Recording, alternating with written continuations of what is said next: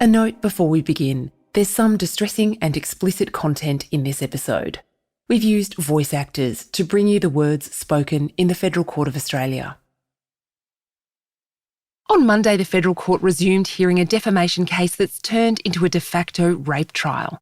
It's between Ms Lehrmann, who says he's been falsely accused of raping Brittany Higgins, and Network 10 and its journalist Lisa Wilkinson. It's over a February 2019 episode of The Project that Lehrmann says ruined his life.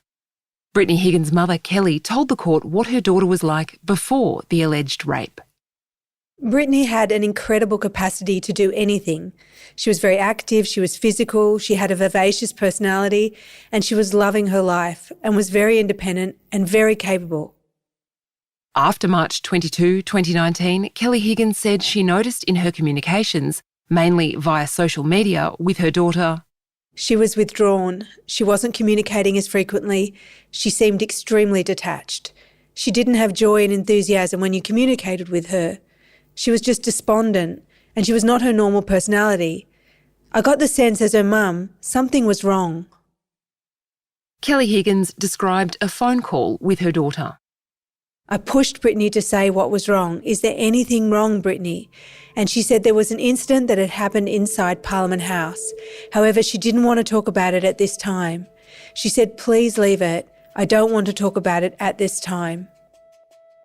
Higgins said on the 21st of November 2019, she remembers the date because she published photos to Instagram of the night out. She and her then partner, Isaac Jenk, had dinner with her daughter. Kelly Higgins described her daughter telling her about the moments before she was allegedly raped, enthralled with her surroundings. She relayed to me she was remembering and embracing and thinking about being in Parliament House and what this meant to her, and she was so excited and so happy. She was marvelling about where she was. She was extremely intoxicated and felt unwell. The next thing she remembers, she was on the lounge. She believes she passed out. She was awakened with pressure and pain on her leg. To identify that, when she was coherent, Ms Lehrmann was on top of her, raping her. She was telling him no, to stop. That he looked at her blankly and stared and was ignoring her. He continued to rape her and ignored her. He finished doing that to her and then he left. She woke up and she felt the need to cover herself, and she found a jacket inside that room to cover herself with some dignity. Higgins said her daughter wouldn't give any more details. I've just been told a mother's worst nightmare. I wanted to know more, and she said to me the person works with me in my job. She said he was not much older than her. She said she didn't want to tell me his name, and she didn't tell me his name. She talked about how this had impacted her workplace, the pressure she was under. She felt everyone knew about this and everyone was talking about this, and it put amazing pressure on her. I wanted to know why nobody helped her. I wanted to know why nobody called an ambulance and got her to a hospital. Kelly Higgins said after the Project interview aired, Brittany Higgins moved in with her on the Gold Coast, along with the man who was by then her partner, David Shiraz. I didn't recognise her. No capacity. She had no capacity. Her joy was gone. Her desire was gone. Her personal happiness was gone. She didn't want to do anything for herself.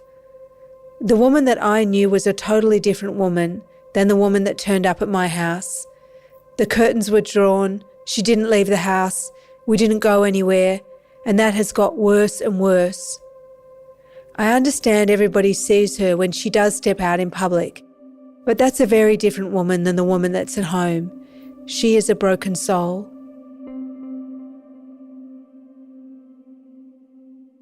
Under cross-examination from Lehrmann's counsel Steve Wybrow, Kelly Higgins agreed she'd sent her daughter these text messages in April 2021. She said that after staying with her for a month, she moved Brittany to an apartment across the road. She said this court hearing was the first time she'd seen the messages. This is the message exchange Kelly Higgins agreed was correct. Do you need the outfit? I've been trying for a week to catch up and say hello. I get no responses. It's fine, I'll do without it, Mum. I'm doing my best. You're choosing to cut me out. Your choice. Can't even return my text or answer my call. If I was Lisa Wilkinson or a journalist, no problem. But I'm just your mother who lives across the road and is trying to be here, who also lives alone." In the witness box, Kelly Higgins said this. "This communication is me trying to help my daughter." Can I suggest that you were taking an exception to the fact that she seemed to have time for everyone else except for you? I have no exception. My purpose is to take care of my daughter. My job is to try and help her emotionally. So this is what I was trying to do. Steve Wybrow put it to Kelly Higgins that after a detective first spoke to her in July 2021, the detective also rang her then partner, Isaac Jenk. Kelly Higgins said she didn't know about that. Ms Higgins, I want to suggest to you that the conversation you've relayed to His Honour did not occur. That's incorrect. Your daughter did not relay to you all the things you've set out in evidence. That's incorrect. You agree that what you've given evidence of is very consistent with what went to air on the project. It's what occurred to my daughter and what my daughter told me. Brittany Higgins' father, Matthew Higgins, also gave evidence describing a phone call where Brittany told him what had happened. So Brittany had told me that, the inappropriate that had happened at Parliament House, that she'd been raped. She told me to keep cool. So that was pretty hard, I think. I just heard that and pretty well shut down. I don't know. Did she tell you any details beyond having been raped? She's probably looking out for me a bit, like just trying to reassure me that, like for me to be strong. But I'm a dad, I should be strong. But, when you hear that, it's not a good thing to hear about anybody or anything. Matthew Higgins was asked about the trip he made to Canberra to visit his daughter in the days after the alleged assault occurred. He said he noticed a change in her demeanour on that trip, but he didn't question it. I'm not that sort of a curious dad, in a sense. I wish I was. Hindsight is a different thing. He said his communication with his daughter dwindled after that trip. She got less regularly, as you can see by the texts and the transcripts and everything. I felt something was wrong. I didn't know anything was wrong, but I felt something was wrong. That's why I was saying, like in the text, I love you, always here for you. But I don't know, it's probably, as a dad, that was probably something I never tried to bring things out. I always let my daughter come to me.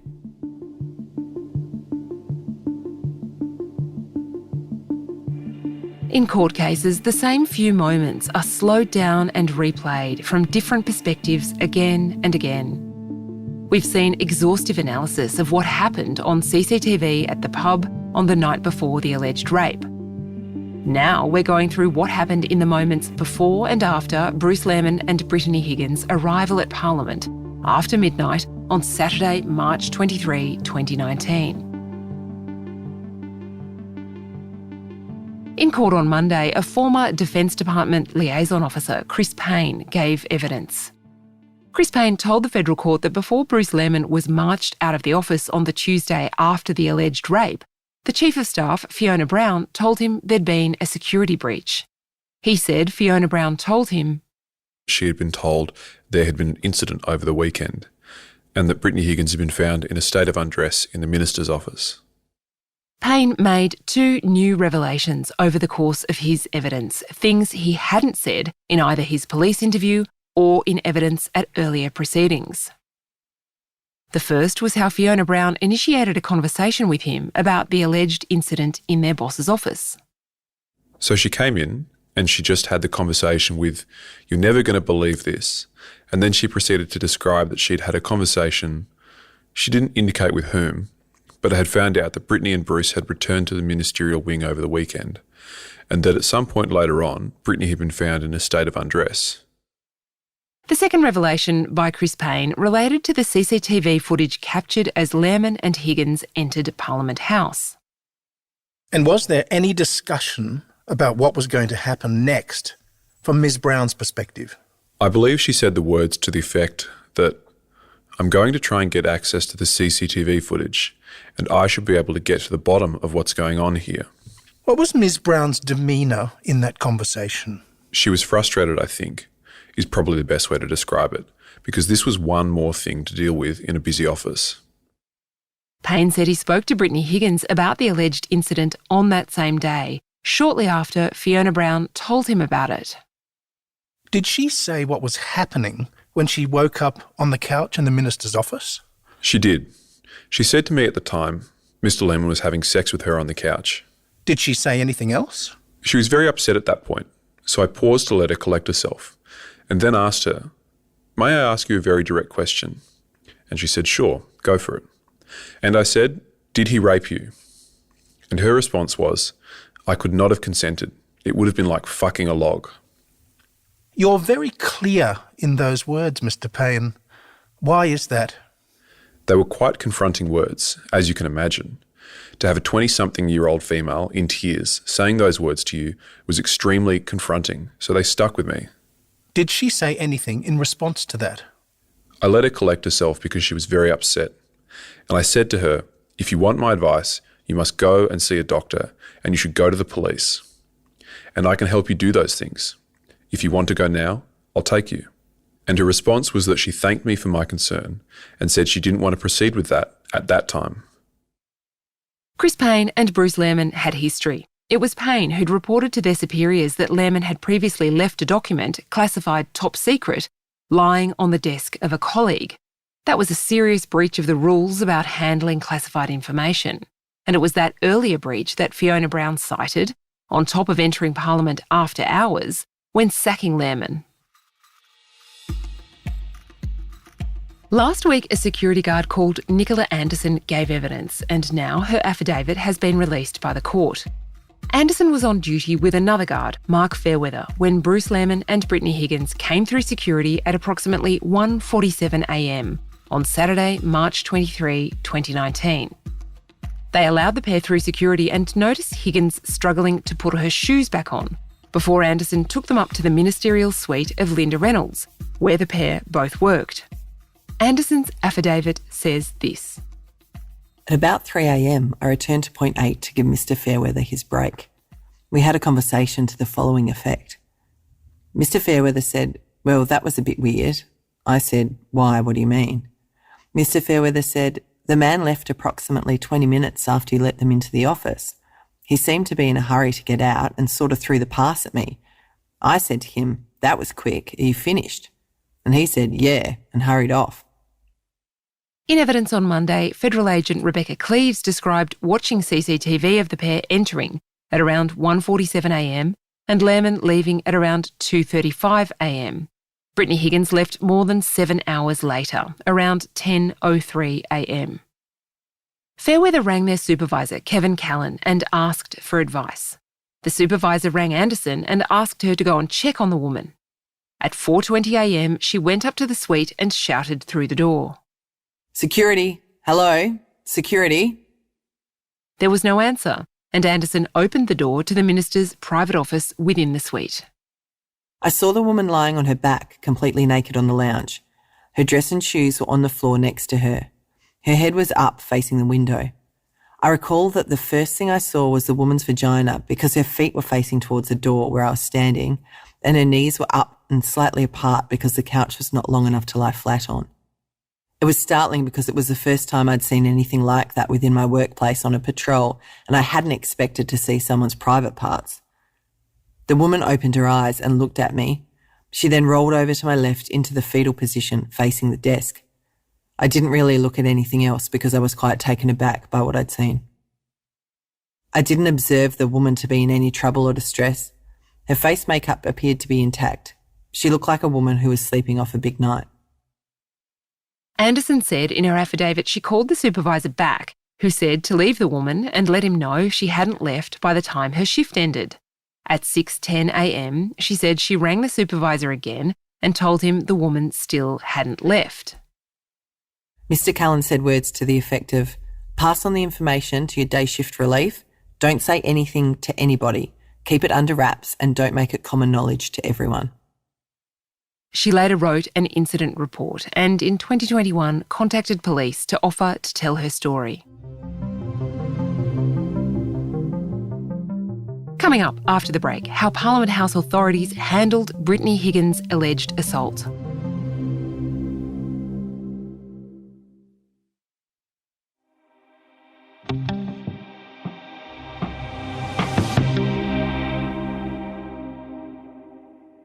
In the days after the alleged rape, Brittany Higgins went down to the basement of Parliament to see the Australian Federal Police officers who work there. It was an informal conversation because these aren't specialist investigators or part of the sex abuse squad. Their job is to refer suspected crimes onto ACT policing, which is another branch of the AFP. Federal Agent Rebecca Cleaves told the court that on April 1, 2019, Higgins came and spoke to herself and Federal Agent Katie Thining. Cleaves read aloud her notes from Higgins describing the night out and then their arrival back at Parliament. Bruce was saying play along, did sign in but could not write name as too intoxicated, was in the suite, doesn't remember going in there, ended up on Minister's couch, remembers him being on top, no and don't. He was gone, she stayed there. Vaginal penetration, woke up very confused, described the smell of sex, cried, Minister's deodorant and vomit stains all down dress. Cleaves went on. And she just explained that she didn't want the narrative, what this incident was. She didn't want that to be the narrative that defined her reputation in Parliament House. Cleaves requested access to the CCTV. Remember, this is the footage that another detective, Sarah Harmon, said she'd tried and failed to get from Parliament, a process she'd found very frustrating. In her project interview, Brittany Higgins said it had been impossible to get the CCTV from Parliament, and she had never seen it. Cleaves got access to the CCTV and said she was allowed to watch it, but not to take a copy. Cleaves also went to see Fiona Brown and took notes of that too. Chief of Staff, termination happening today. She had asked him to hand back his pass and he'd refused to come back in. Rebecca Cleaves said Fiona Brown told her Lehrmann had claimed to be getting a job with the spy agency ASIO. She told the court Brown had said she called ASIO and spoke to a person whom she knew who confirmed Lehrmann was not getting a job there. And in fact, the person at ASIO had never heard of Lehrmann.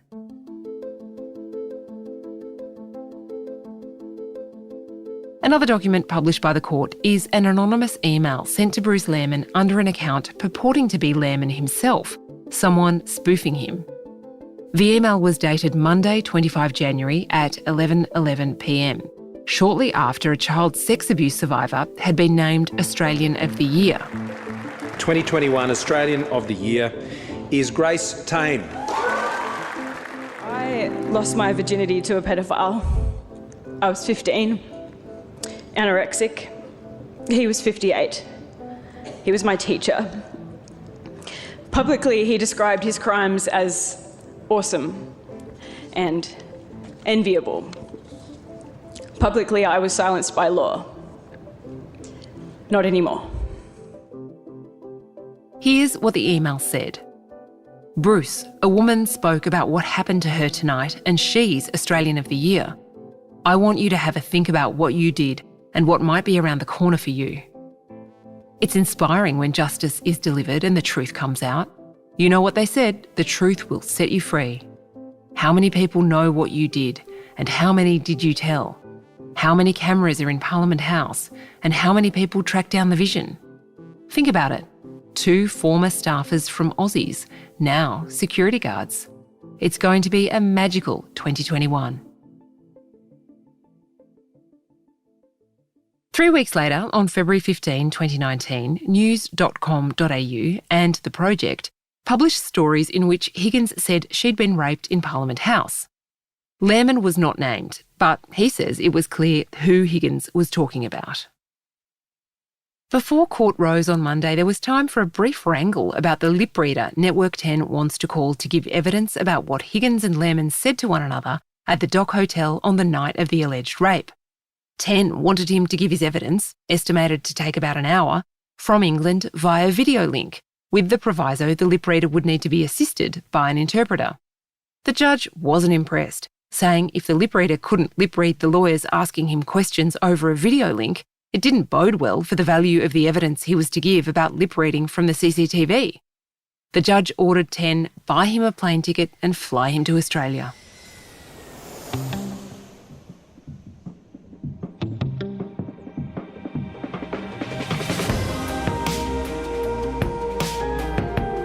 The trial continues in the Federal Court of Australia. The Australian subscribers get app alerts, videos, deep analysis and up-to-the-minute reporting. Check it out at theaustralian.com.au.